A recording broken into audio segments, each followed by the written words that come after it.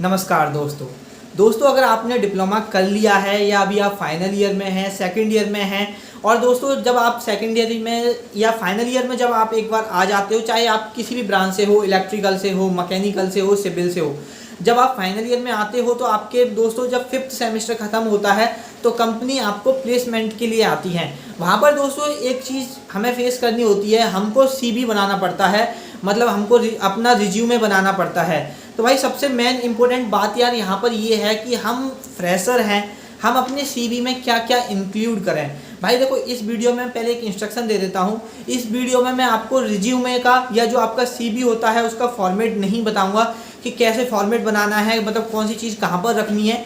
वो फॉर्मेट आप गूगल पे देख सकते हो या बहुत सारे फॉर्मेट अवेलेबल होते हैं, आप किसी साइबर कैफ़े से बनवा सकते हो, या आप खुद को नॉलेज है तो आप अपने हिसाब से उसका फॉर्मेट कर सकते हो।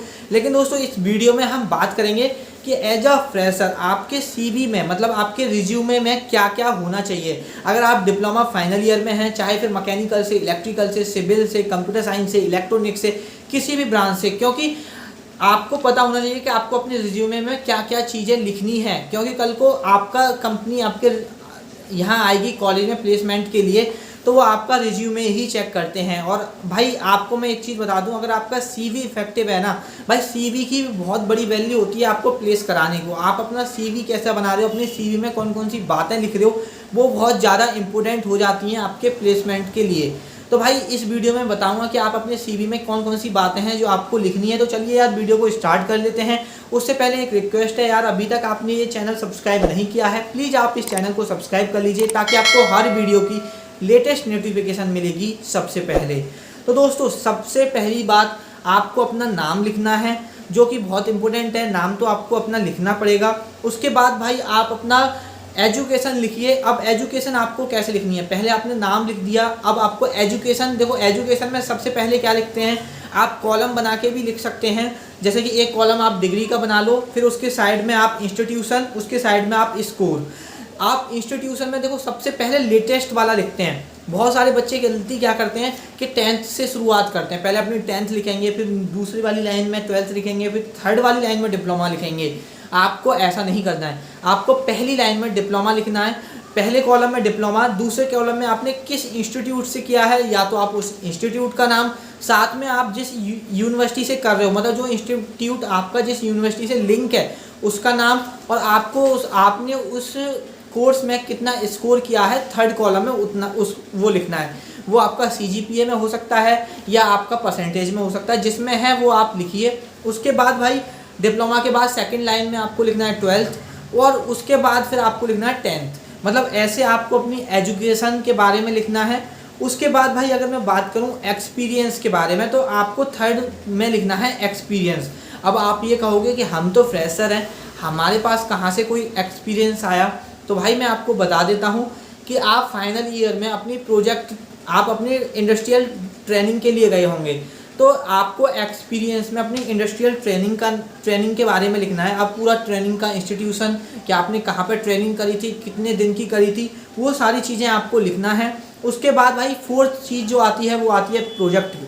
भाई प्रोजेक्ट अगर आप डिप्लोमा फाइनल ईयर में हैं तो आप 5th सेमेस्टर में या 6th सेमेस्टर में प्रोजेक्ट बनाते हैं। तो दोस्तों आपने कौन सा प्रोजेक्ट बनाया है, अभी प्रोजेक्ट नहीं बनाया तो कौन सा आप बनाने वाले हो, सारे प्रोजेक्ट के बारे में डिटेल में आपको लिखना है। प्रोजेक्ट की वर्किंग क्या है, किस प्रोजेक्ट पे आप काम कर रहे हो, या आपने प्रोजेक्ट बनाया है तो क्या बनाया है, तो उस प्रोजेक्ट के बारे में आपको ज़रूर लिखना है। उसके बाद भाई नेक्स्ट है आपकी स्किल्स। अब देखो स्किल्स दो तरह की होती हैं, आप दोनों को कंबाइन मत करना, अलग अलग लिखना। एक स्किल्स होती हैं आपकी, एक स्किल्स करके लिखना।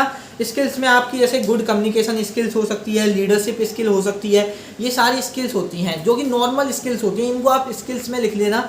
एक दूसरा कॉलम बनाना टेक्निकल स्किल्स। भाई टेक्निकल स्किल्स होना बहुत ज़्यादा ज़रूरी है। टेक्निकल स्किल्स में आप ऐसे लिख सकते हो, जैसे ऑटो कैड के बारे में लिख सकते हो अगर आपको ऑटो कैड आता है, अगर आपको कैटिया आता है तो कैटिया का लिख सकते हो। मतलब जितनी भी आपको टेक्निकल चीज़ें आती हैं, कंप्यूटर की नॉलेज है भाई होनी चाहिए आपको, कंप्यूटर बेसिक कंप्यूटर नॉलेज लिख सकते हो उसमें। जैसे टेक्निकल स्किल्स में 3 पॉइंट बना सकते हो, बेसिक कंप्यूटर नॉलेज, और उसके बाद ऑटो कैड, उसके बाद कैटिया। लेकिन भाई यार एक चीज़ ज़रूर याद रखना, अगर आपको ये चीज़ें नहीं आती हैं तो मत लिखना। हो सकता है आपका प्लेसमेंट ना हो। लेकिन यार अगर आप इसमें गलत लिखते हो तो बहुत ज़्यादा दिक्कतें होती हैं। अगर आपने वहाँ लिख दिया ऑटोकैड और ऑटोकैड आपको आता नहीं है और फिर वो आपको ऑटोकैड से रिलेटेड सवाल पूछ रहा है, तो वहाँ पर यार बहुत ज़्यादा बेइज्जती हो जाती है कि हम गलत लिख रहे हैं, हमको उसके बारे में हमें पता भी नहीं है, ऑटोकैड की कुछ कमांड के बारे में भी नहीं पता। तो यार ऑटोकैड के बारे में बेसिक नॉलेज हो तभी आप लिखना। और भाई अगर आपको नहीं आता है ऑटोकैड तो मैं आपको सजेस्ट करूँगा यार आप टेक्निकल स्किल्स ज़रूर सीख लीजिए, कोई ना कोई टेक्निकल स्किल्स। ऑटोकैड है, बेसिक कंप्यूटर नॉलेज तो होनी ही चाहिए आपको, कैटिया है, या बहुत सारे टेक्निकल स्किल्स होती हैं वो आपके अंदर होनी चाहिए भाई। अगर आपके अंदर नहीं है तो आप उन पे काम करिए, उन्हें सीखना शुरू कर दीजिए। अगर ऑटोकैड आपने नहीं सीखा है भाई, मैं सीरियसली बोल रहा हूँ, अगर आपको प्राइवेट में जाना है तो यार ऑटोकैड या टेक्निकल स्किल्स का होना बहुत ज़्यादा ज़रूरी है। उसके बेसिस पे यार कंपनी हमें हायर करती है। और उसके बाद है भाई जो आपको अपने रिज्यूमे में मेंशन करना है वो है अपनी स्ट्रेंथ और वीकनेस।